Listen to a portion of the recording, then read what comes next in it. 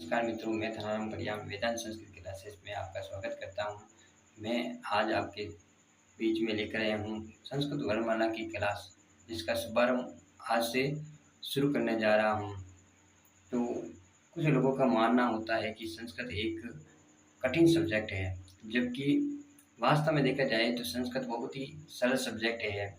यदि सही विधि से सीखा जाए और सही तरीके से सीखा जाए संस्कृत को, तो संस्कृत पढ़ने और संस्कृत को जानने में बहुत ही इंटरेस्ट आता है।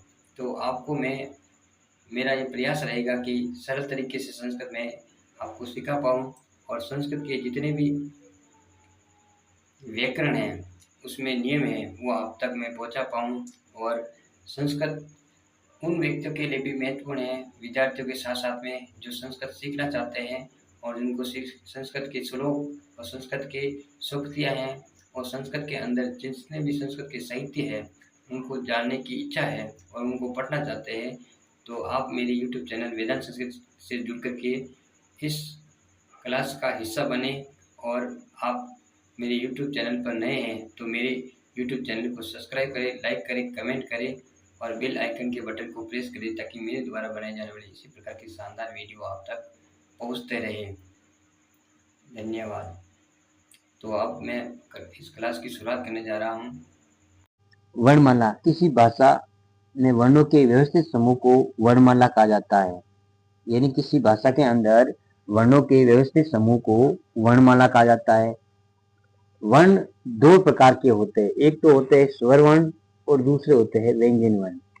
स्वर वर्ण स्वतंत्र ध्वनि स्वर वर्ण कहलाती है, यानी ऐसा वर्ण जो बिना किसी अन्य वर्ण की सहायता के उच्चारित ना होकर के अपने आप में स्वतंत्र होता है, वो होता है स्वर। जैसे कि अ, ई, ए। उसी प्रकार से व्यंजन वर्ण, व्यंजनों को बिना स्वरों की सहायता से उच्चारित करना संभव नहीं है, इसलिए स्वरों की सहायता से बोली जाने वाली ध्वनि व्यंजन कहलाती है। जैसे कि क, ख, प, ल, म, श, ह, ये सारे व्यंजन वर्ण हैं।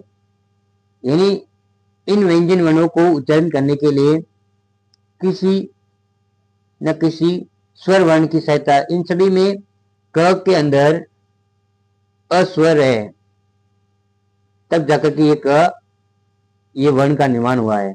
सभी प्रकार के जो व्यंजन वर्ण है वो किसी न किसी स्वर वर्णों की सहायता से उच्चारित होते हैं। अब आगे चलते हैं।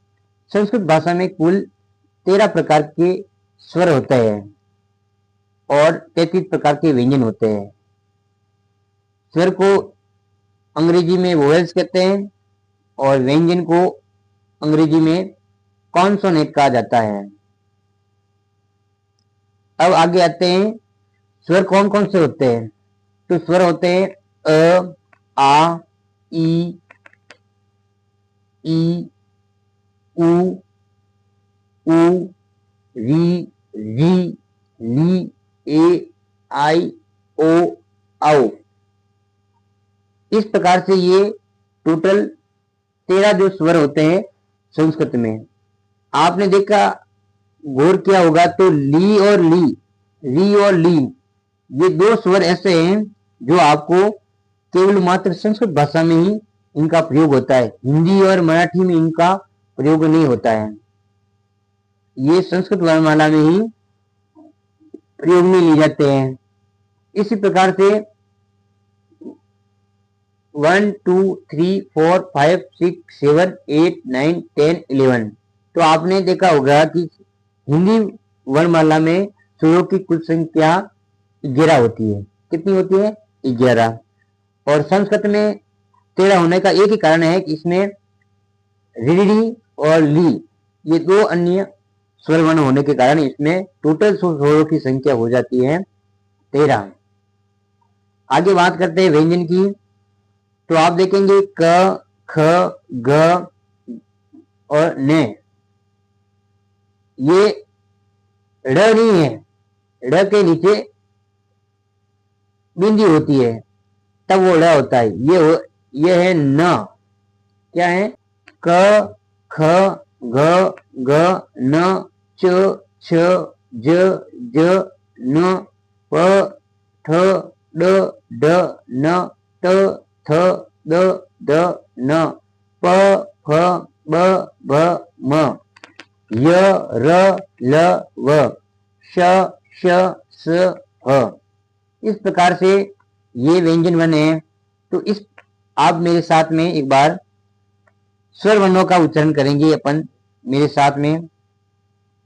अ, आ, ई, उ, री, ए, आई, ओ, औ। इसी प्रकार से व्यंजन वर्णों में भी आप देख रहे होंगे कि क के नीचे हलंत है, तो ये सारे वर्ण हैं वो हलंत वर्ण है, हलंत वर्ण है, यानी ये शुद्ध व्यंजन वर्ण होते हैं। जब तक ये किसी न किसी स्वर वर्ण के साथ में सारा नहीं लेंगे तब तक इनका वर्णों का जो निर्माण है वो नहीं हो सकता है। तो क, ख, ग, घे, ड़े, चे, छे, जे, जे, जे, टे, ठे, डे, ढे, ने, ते, थ, द, ध, न, प, फ, ब, भ, मे।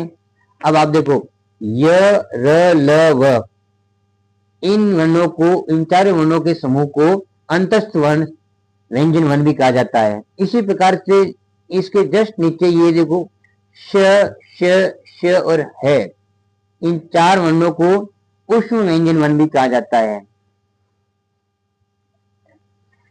और इन्हें संधि वर्ण भी कहा जाता है। इसी प्रकार से ये ए, आई, ओ, औ, इन वर्णों को मिश्रित या संयुक्त स्वर भी कहा जाता है। क्या कहा जाता है? मिश्रित या संयुक्त स्वर।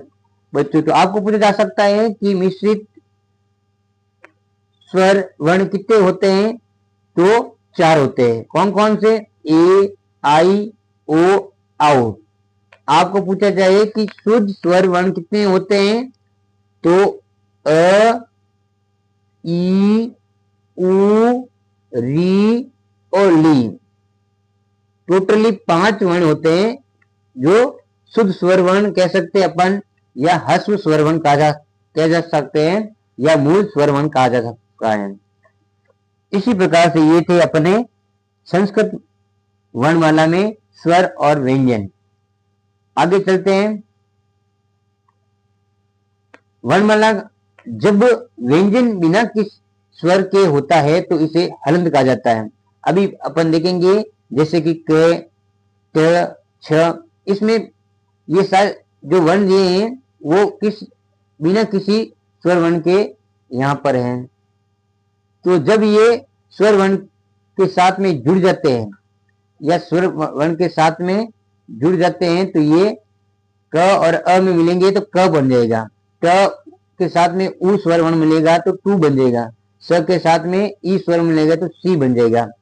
इस प्रकार से संस्कृत सीखने के लिए आप हमारे साथ बने रहे। आपको हमारी कक्षा कैसी लगी कमेंट में जरूर बताएं। और आप हमारे YouTube चैनल वेदांत संस्कृत क्लासेस को पहली बार देख रहे हैं तो आप मेरे YouTube चैनल वेदांत संस्कृत क्लासेस को सब्सक्राइब करें, कमेंट करें और लाइक करें और बेल आइकन के बटन को प्रेस करें ताकि मेरे द्वारा इसी प्रकार की शानदार वीडियो है आपको आगे भी निरंतर मिलती रहे। धन्यवाद। नमस्कार।